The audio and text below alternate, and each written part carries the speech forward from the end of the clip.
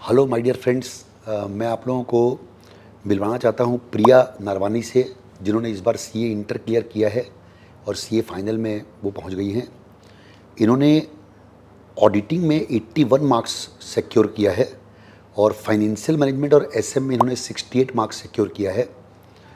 तो प्रिया जी, इसके लिए बहुत बहुत बधाई आपको। Thank you sir. ऑडिटिंग में 81 मार्क्स सिक्योर करना इतना टफ पेपर, ऐसे का इतना ज़्यादा थ्योरेटिकल रहता है, तो ऑडिटिंग में आपने 81 मार्क्स के लिए क्या तैयारी की थी, थोड़ा बताएंगे ऑडियंस को। सर सबसे पहले तो लिख लिख के प्रैक्टिस करना और अपने नोट्स बनाना साथ साथ में क्लास के बहुत ज़्यादा इम्पोर्टेंट होता है। और करनी सर ने पूरा टॉपिक कवर किया था और उन्होंने रिवीजन वीडियोस भी डाली थी बहुत सारी अच्छी अच्छी, तो वो सब भी देखना क्लास के साथ। तो आधा कोर्स हमारा क्लास के साथ पहले ही ख़त्म हो जाता है, फिर उसके बाद जितना बचा होता है वो पीएल में 20-30 दिन में ही हो जाता है। तो आपने ऑडिटिंग में कितने बार रिवीजन किया होगा प्रिया? सर 6-7 टाइम्स तो ऐसे ही हो गया था, हमारे 2 ही सब्जेक्ट थे तो। अच्छा, और एमसीक्यूज़ के लिए कुछ स्पेशल आपने किया हो ऑडिटिंग में? सर ऐसे कुछ स्पेशल नहीं था, एक्सेल की बुक्स मिली थी तो वो 2 बार सॉल्व हो ही गई थी, फिर उसके बाद एमटीपी आरटीपी के भी एमसीक्यूज़ हो ही गए थे। अच्छा अच्छा, अब फाइनेंशियल मैनेजमेंट के बारे में आप बताएं कि फाइनेंशियल मैनेजमेंट में, क्योंकि फाइनेंशियल मैनेजमेंट का पेपर इस बार मुझे लगता है कि आउट ऑफ ट्रैक पेपर आया था। फैक्टरिंग का क्वेश्चन भी टफ आया था। तो एफएम में आपने क्या स्पेसिफिक तैयारी की थी, बताएंगे थोड़ा? सर एफएम में प्रैक्टिस करना बहुत ज़्यादा नेसेसरी होता है। अगर प्रैक्टिस कर रहे हो तो आप इम्प्रूव हो ही जाओगे धीरे धीरे। और जैसे आप क्वेश्चंस पढ़ाते थे तो उस आपके लिखने से पहले हम लोग एक बार रीड कर लेते थे, रफ में सॉल्व कर लेते थे तो ईजी पड़ता था वो। और उसके एमसीक्यूज़ वगैरह के लिए क्या आप सजेस्ट करेंगे, क्या तैयारी करना चाहिए? सर एमसीक्यू की तो एक्सेल से बुक मिली थी, वो वाली करनी ही चाहिए एक बार। और एमटीपी आरटीपी 2-4 साल की उठाई लेनी चाहिए। अच्छा, स्ट्रेटेजिक मैनेजमेंट का पेपर कैसा हुआ आपका? सर स्ट्रैटेजिक मैनेजमेंट बहुत इजी आया था, बहुत अच्छा गया था। तो उसमें आपने कैसे पढ़ाई की?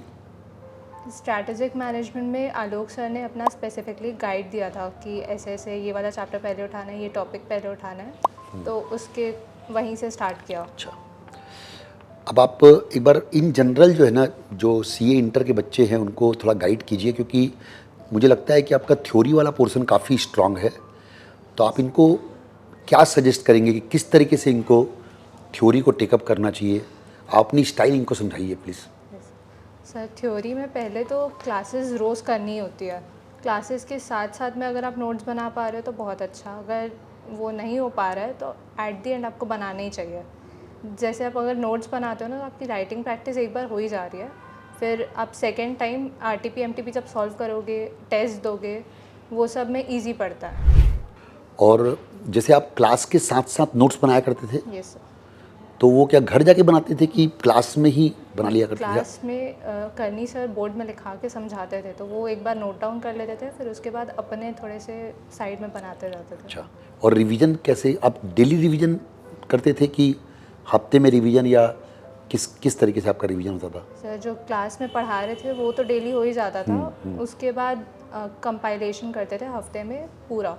अच्छा, फाइनेंशियल मैनेजमेंट के बारे में आप क्या सजेस्ट करेंगे? स्टडी मटेरियल को कितना ध्यान देना चाहिए, मतलब कितना, किस लेवल तक बच्चों को फाइनेंशियल मैनेजमेंट को फोकस करना चाहिए, वो थोड़ा समझाइए सर आप। फाइनेंशियल मैनेजमेंट में एक्सेल की बुक तो पूरी करनी ही चाहिए, ऊपर से जो होमवर्क क्वेश्चंस मिलते हैं वो वाले भी 2-3 बार कर ही लेने चाहिए। और स्टडी मटेरियल के तो सारे क्वेश्चंस ऑलरेडी इनकॉर्पोरेटेड होते ही हैं उसमें। और फाइनेंशियल मैनेजमेंट में कुछ थ्योरी पोर्शन भी तैयार करना चाहिए आपके ख्याल में? Yes sir.